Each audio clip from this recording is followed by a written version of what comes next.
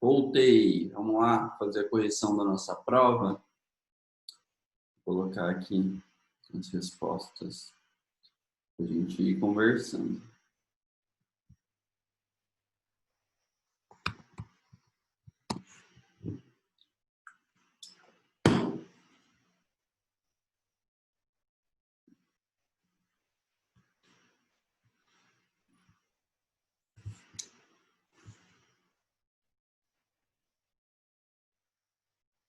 Pronto, vou colocar aqui no compartilhamento de tela, tá? Vamos fazer a correção juntos. Bom, pedi para vocês então responderem e me enviarem tudo pelo Moodle, tá? Assim como foi solicitado pela coordenação e pela secretaria. Então tá aí, avaliação bimestral para composição de nota do primeiro bimestre valendo 6, ok? Falei que cada pergunta de múltipla escolha valeria 1.000 pontos e que as perguntas dissertativas valeriam 1,25 cada.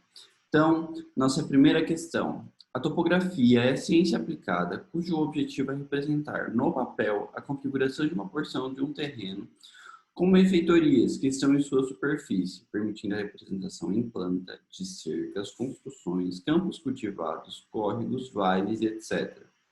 Através das plantas de curva de nível, representa-se o relevo do solo com todas as suas elevações e depressões. E assim, é possível reconhecer a diferença de nível entre dois pontos. O volume de terra a ser retirada, ou seja, corte, ou colocado, que a gente chama de aterro, para o terreno irregular tornar-se plano. Também sabemos que a topografia possui duas divisões principais, sendo que a gente fala muito sobre isso, a gente falou muito sobre a questão de altimetria e planimetria. Planimetria dos valores horizontais e altimetria dos valores verticais. Né? Então, resposta correta é a resposta A. Na planimetria são medidos os ângulos e distâncias horizontais e na altimetria são feitas as medições das distâncias e ângulos verticais. Então, a resposta A era a resposta correta. Resposta 2 era uma resposta praticamente dissertativa, muito prática, onde vocês teriam que fazer os gráficos aí apresentando graficamente os rumos que eu passei para vocês, ok? Então, eu fiz aí em AutoCAD e coloquei para vocês a resposta do gráfico do rumo A, B, C e D. Então, eu pedi 4 aí. Então, lendo aí, um arquiteto urbanista precisa encontrar as seguintes direções de rumos para desenhar um terreno. A partir dos dados apresentados abaixo, represente graficamente os seguintes rumos e transforme-os em azimuth à direita de norte. Na transformação, podem ser apresentados apenas os valores de azimuths à direita de norte. Então, vamos lá. Eu tenho aqui os meus rumos. Primeiro, a 35 graus, 0 minutos, sentido oeste. Então, eu saio de N, ele me pede para sair de N. 35 graus, ou seja, que ele... acho que por conta do formato da imagem que eu salvei, ele deu esse probleminha aí, né? Mas acho que dá para considerar qualquer coisa, depois eu passo. Eu tenho a imagem aqui, qualquer coisa eu passo o arquivo para vocês. Então, N 35 graus, então a partir de N 35 graus, sentido oeste, tá? Que essa parte achurada aqui, a minha linha então sairia deste ponto. Esse é o ponto que eu precisava achar. E aí eu pedi para transformar também em azimuths à direita do norte. Se é à direita é no sentido horário, correto? Então, de N sentido horário até lá. Ou seja, eu vou pegar a minha calculadora.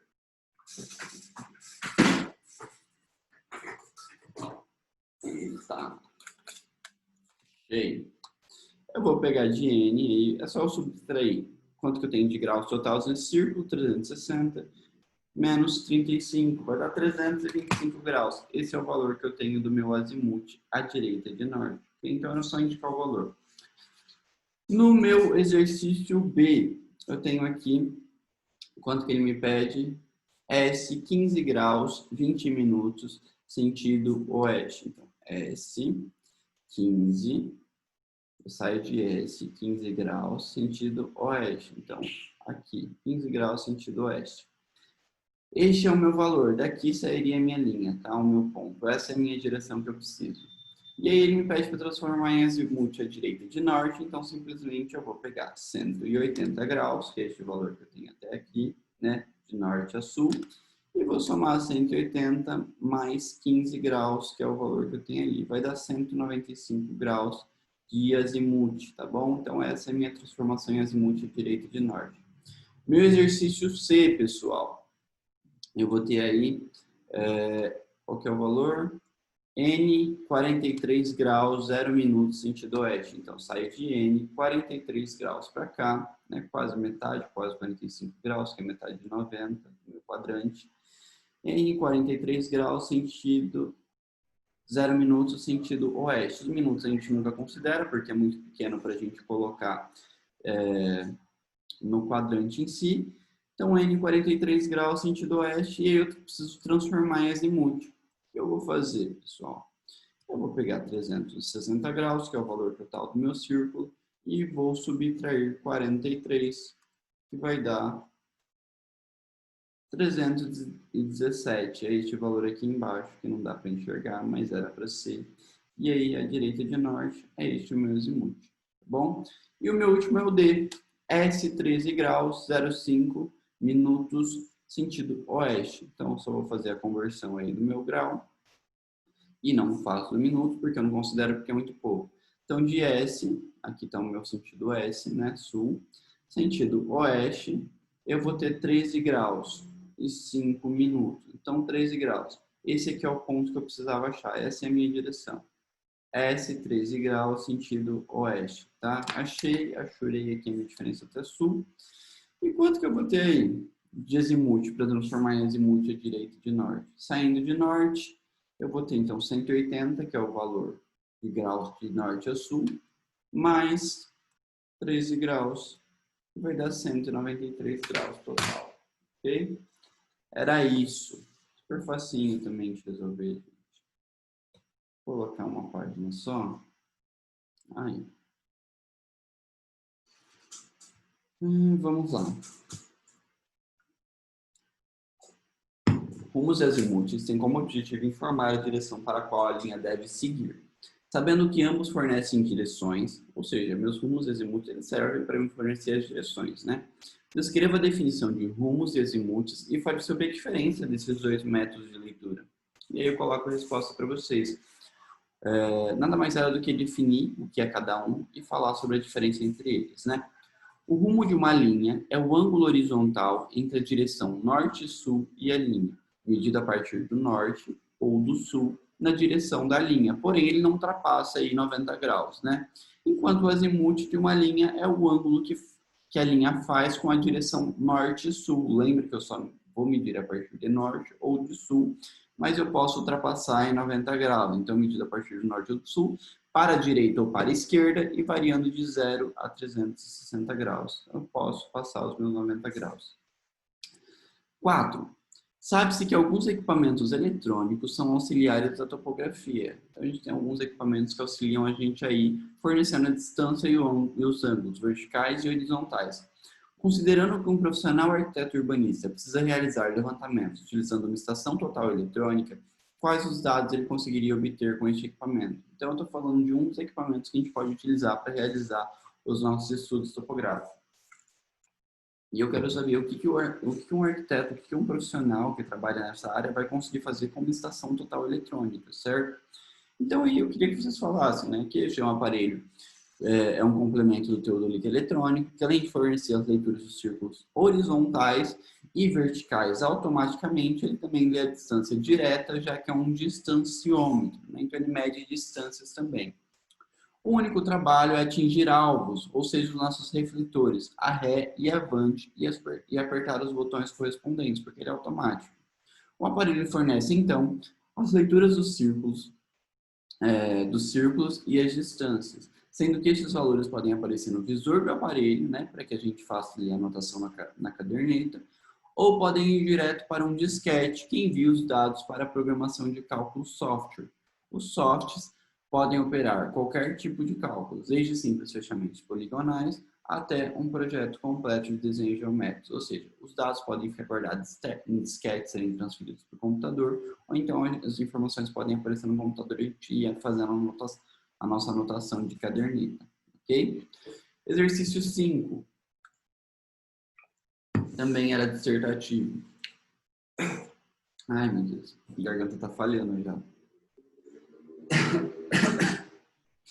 Desculpa.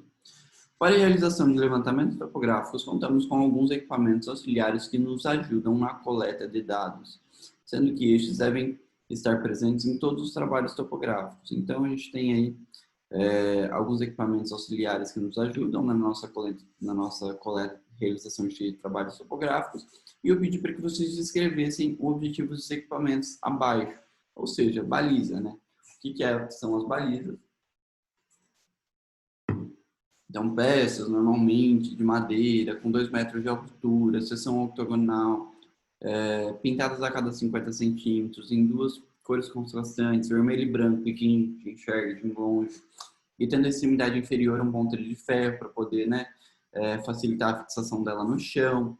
Também pode ser de ferro e canos galvanizados ou condutos elétricos, aí tendo maior peso, mas aí nesse caso, ela podia ser dividida em 2 metades, de 1 metro cada, conectada por uma luva com rosca, que facilita o transporte aí nos veículos pequenos, ok?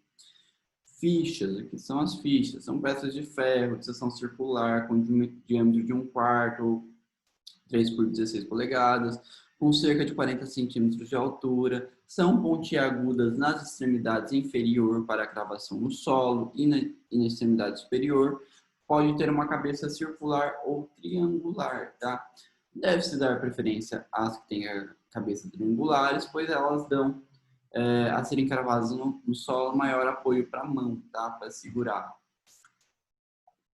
Devem ser pintadas em cor viva para maior visibilidade, o que evita que a gente perca elas no meio da vegetação. E as fichas destinam-se à marcação de um ponto sobre o solo por curto período, porque sua forma permite fácil e rápida cravação e retirada do solo. As fichas compõem grupos de 5 ou 10 em argola de ferro, onde são enfiadas pela extremidade superior. Suas diversas aplicações irão aparecendo durante... Isso aqui, provavelmente eu devo ter copiado, eu estava muito desligado que eu fiz isso. Mas eu digitei isso à mão, eu lembro muito bem, eu devo ter digitado isso. Ignore esse final aí, tá? O professor tá ficando maluco. Corrente de agrimensor. Trata-se de uma peça para medida de distância que, conforme seu nome, assemelha-se a uma corrente. Tem grande facilidade de articulação e rusticidade. Qualidades que fazem, também tá errado aqui, gente. Isso que dá para fazer as coisas na correria. Qualidades que fazem muito prática. Qualidades que fazem ser muito prática para ser usada no campo. É composta de barra de ferro ligadas por elos, né? Então a corrente de agrimensor a gente sabe que é uma corrente que é ligada a uma outra, ligada por elos, 2 em cada extremidade, para facilitar a articulação. Cada barra com um elo mede 20 centímetros cada, então cada barrinha tem 20 centímetros, com um elo de cada lado. 5 barras com respectivos elos complementam 1 metro, tá? De metro em metro, encontra-se preso uma medalha onde se acha gravado o número de metros desde o início da corrente. Então, a cada metro ali, a gente tem uma medalha que marca essa metragem.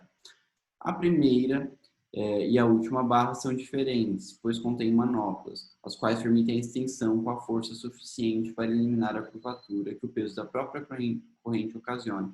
Lembra que eu falei para vocês que no final, em cada extremidade da corrente, a gente tem uma manopla ali para esticar ela, né?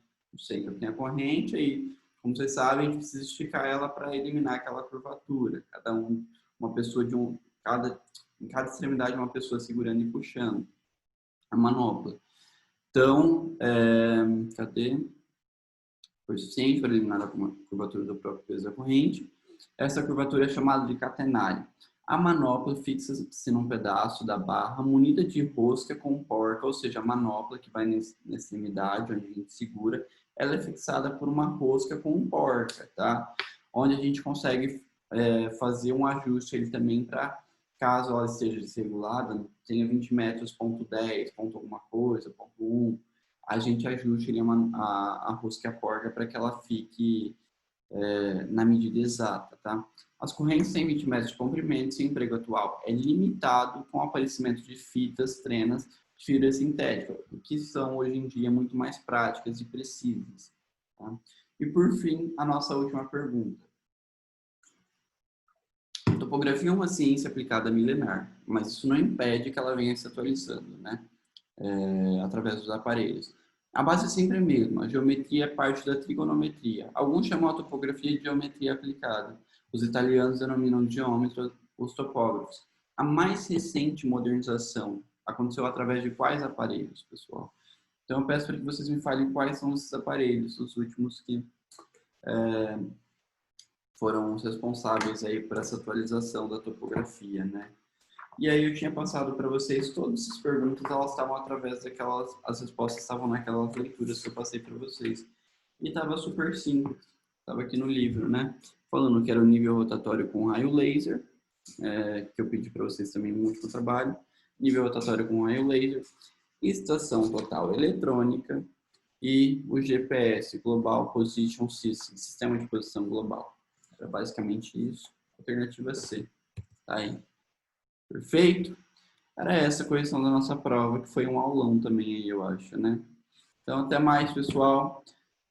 Por hoje, eu não sei se vai ter atividade, não sei se vai projeto Florescer vai ter.